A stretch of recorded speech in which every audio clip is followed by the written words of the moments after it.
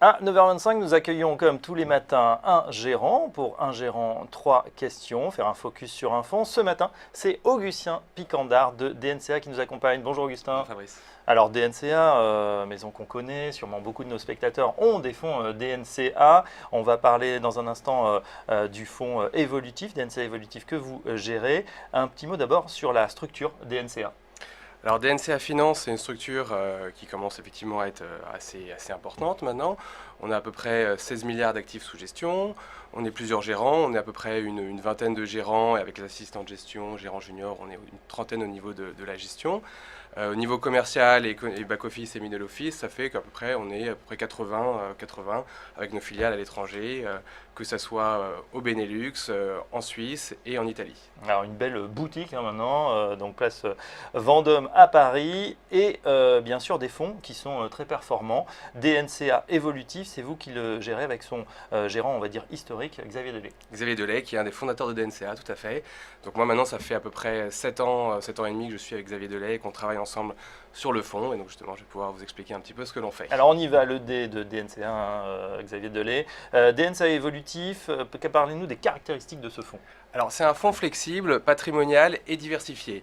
En fait, c'est un fonds dont l'évolution de l'allocation peut aller entre 30 allocations actions, entre 30 et 100%, et le reste est investi en produits de taux ou en monétaire. Alors c'est une gestion momentum, une gestion opportuniste. On a plusieurs filtres pour faire la sélection des titres.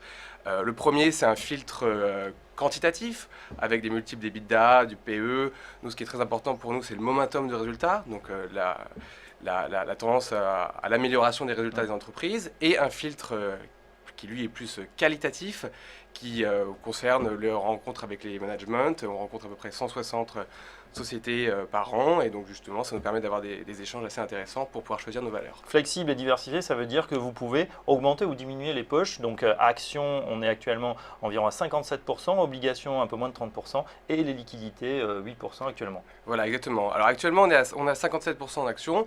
On a eu tendance un petit peu à écrêter le portefeuille, à diminuer la partie action. On en parlera sûrement après, mais du fait des valorisations de marché, du fait d'un peu de la cacophonie au niveau grec, d'un ralentissement de la croissance, une croissance peut-être moins vigoureuse aux États-Unis. Donc c'est vrai qu'on a eu tendance à protéger un petit peu la performance, à alléger le portefeuille action. Le reste est investi en obligations corporate, donc c'est principalement du high yield sur les obligations privées. Et le reste est après investi en produits de taux, c'est-à-dire qu'on fait notre propre SICAV de trésorerie dans DNCA évolutif. On achète des emprunts d'État, un peu d'Espagne, un peu d'Italie, très court terme, inférieur à entre 12 et 16 mois, qui nous permet de faire notre propre SICAV de trésorerie. Au niveau des performances, depuis le 1er janvier, on est à plus de 10%, donc ça se passe bien. Et bien sûr, depuis l'origine, c'était en 2000, on est à 83%. Belle performance. Comment vous voyez la suite de l'année boursière financière ? Alors là, on va avoir, à notre sens, selon la stratégie de DNCA évolutif, on pense qu'on va avoir quelques mois avec de la volatilité. C'est-à-dire qu'il faut résoudre ce problème grec, il faut que les chiffres aux États-Unis s'améliorent, il faut que les valorisations commencent à être un petit peu tendues, c'est-à-dire que maintenant il faut que les bénéfices des entreprises prennent le relais. La deuxième jambe de hausse, s'il y en a une, on reste quand même assez positif à plus ou moins moyen et long terme sur la partie action, sur les actions européennes.